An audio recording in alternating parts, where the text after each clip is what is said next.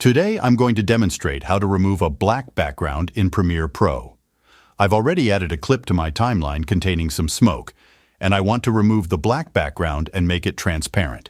First, head over to the Effects panel and search for Luma Key. Add the Luma Key effect to your video clip. Next, click on the wrench icon in the program monitor and select Transparency Grid. This will allow us to see the transparent areas of the video. Now, you'll notice that most of the smoke also became transparent after we added the Luma Key.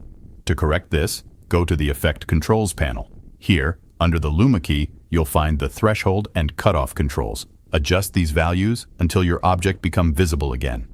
You may need to experiment a bit to find the right settings for your specific video clip, and that's it. With the Luma Key effect and some adjustments, you can easily remove a black background from your video in Premiere Pro, leaving you with a clean, transparent effect.